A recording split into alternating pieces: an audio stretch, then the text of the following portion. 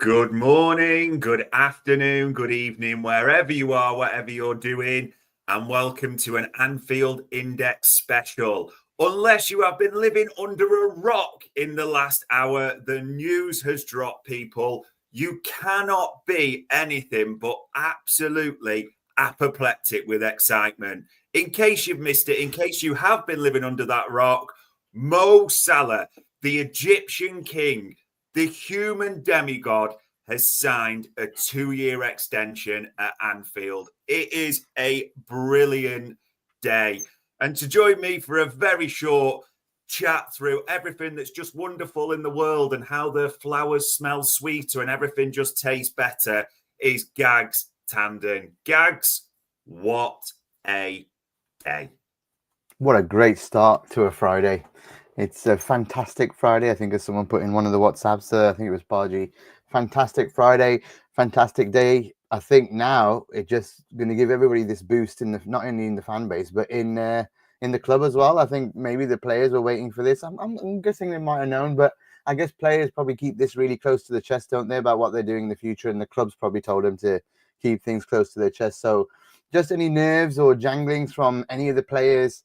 Now they know the big boy. This was the big one. This was the big boy that needed to be at the club for next season at least. And he has signed for 2 years. So amazing news. And I think everybody can just breathe a big, big sigh of relief now. I think we can face into that a bit because we can be honest about this, Gags. It's always been like we think it'll get done, it might get done, and time's just been ticking, and that sort of nervous clock's been coming down. And then this week we've had the Virgil progress in the mix zone, suggestions over Salah, but this just feel almost like we're breaking the season up into another chunk and stepping into West Ham. That atmosphere is going to be electric now, isn't it? Yeah, and I think that's it. I think it's basically we could see the last few weeks we're kind of, I don't know, was it tiredness? Was Yeah. it nerves? I don't know what it was. There's something that was going on with the cups and I mean, I think it was purely we just run into the ground, if I'm honest.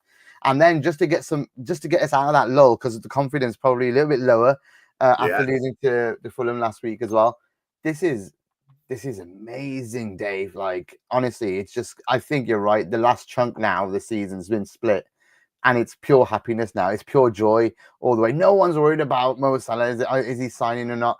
I think we all said as well, if we did 2 out of the 3, like Yeah. everybody said, this is January. This was like earlier than January. If everybody was saying if we got 2 out of the 3 done, Yeah. and if the 2 were Mo and VVD, then we're all going to be breathing a sigh of relief and we're going to be okay. So I think that's going to happen. I think the Verge news might just come like a little bit later on today. I don't know. We might be back again later. So I do think one was dependent on the other as well. Yeah. Like, I think these two, they both have to be here together type Yeah. thing. It does feel like the two greats of this team, this generation, however you want to put it, are now staying. We are just waiting. And I don't care if people are going to say we're being greedy, how amazing it would be to have Virgil done. But it's Mo that has inked it first. And when you look at it, Gags, I mean, I still struggle with this for people who go, oh, should we decline and all this? Mo Salah has got 27 goals and 17 assists in the Premier League alone. Liverpool this season in the Premier League, and we're going to win the title, have scored 72 goals. Mo Salah is more than half our goal contributions. You couldn't not renew Mo, could you? It just had to be done. It had to be done. I think what he's proven so far in the season, if he keeps doing that, and even if it like declines by a month every year, Yeah. so he goes up to April this year, and then if he goes up to March next year, but I think there will be something about how they manage him. There will be something that I reckon the disagreements would have been, hey, you can't go and play for Egypt every international break. It's going to have to Yeah. be one after the other, or it's going to have to be dependent. And I think also maybe managing his time. You can't play every game. You're going to have to sit out of something, and we want you to be the best you can be. So we'll sign up as long as you're okay with how we manage you going forward. I don't know. There would be something, but why would it take so long otherwise? Personally, I had an inkling that this might have been done a while ago, and they may be protecting somebody else that's leaving. And I think they've probably decided, or maybe they've just been given the signal that that person's actually going now. And, so they think, right, we should sign these boys up because they've been playing as if they'd signed. They've been playing the whole season as if they knew they were signing it. They'd never wavered once, whereas you could see with the other player, I'm not going to mention him because I don't want him to start getting shit. Although it's obvious. But that player wasn't playing like he was staying, and these two have played as if they were dedicated to being here, wanting to prove that they could be here, wanting to prove that they could win a title again. And to be honest, when you win a league and you think the two of your stalwarts, the two players that other players will want to join to play, no word of lie. If you're a forward and Mo Salah's here for 2 years, you're going to want 2 years with Mo Salah. You're going to want to play 2 years. He's creating more than ever. You want goals created for you by Mo Salah. Yeah. And if you're a defender, which is the other area that we need players in, if Verge is here for 2 years or 3 years, whichever it's going to be, it looks like it's 2 for both. Then you're going to want to sign. So this was important in not only for this season and the end of this block, but important for the new generation that's about to join us and to take us forward for the next 10 years. We need to buy players this summer that solidify us for the next 5, let's say first, before we can look too far ahead. But for that next 4 or 5, and that we can keep challenging, because I don't think Arsenal are going to go away. I think City are going to come back. And there's a big points deduction coming for them apparently. But I just, it's Arsenal. So if City get points deducted next year, we want to be there fighting against Arsenal, not them, because we might be able to beat them again. Because once Arteta's there, it's on. Sorry to say. Brilliant. No, I love it. Love it. Any show we're mentioning Mo Salah and Mikel Arteta are derogatory is just my type of show. No two ways about it. That's how we get it. I want to just, the quotes are brilliant. And people, if you've not seen it at all, I implore you to watch the interview, see all the comments, absorb all the footage. Some of it's absolutely brilliant. Gags, let me give you a line from this just for your reaction. From Mo Salah, of course. I'd like to say to our fans, I am very, very happy to be here. I signed here because I believe we can win a lot of big trophies together. Keep supporting us. We'll give our best, and hopefully in the future, we're going to win more trophies. That is elite mentality, isn't it? It is. And I know people will disagree with me and people will shout, but he is in the bracket of Messi and Ronaldo in terms of getting older and becoming like fine wine and aging like it and actually playing better. And I think Slot deserves a hell of a lot of credit, by the way, in how he's managed him. Like when you listen to UP and you hear that he's sprinting less, but he's sprinting in the right places rather than, I think Jurgen just always wanted him up and down and supporting in defense and that. But instead, we're asking midfielders and we're asking Ibu to support Trent or a right back or whatever. Instead, Mo is allowed, hey, you sprint in the right areas. We want you sprinting in the other half. We want you doing your best work there. And, I think the manager deserves that credit as well. So if we're going to continue to manage him in this way for the next 2 years, imagine how many records he's about to break, because he's going to become maybe this second all-time scorer for Liverpool. So not Liverpool, but is he going to get to second place for us? I'm not sure, but he'll definitely get second place in the Premier League. He'll go past Harry Kane. And for a winger forward, it's the only one on the list that did that. He's going to go down in history as the greatest winger, at least the greatest right winger in Premier League history. And that's just incredible that we're going to witness 10 years of Mo Salah, guys. 10 years.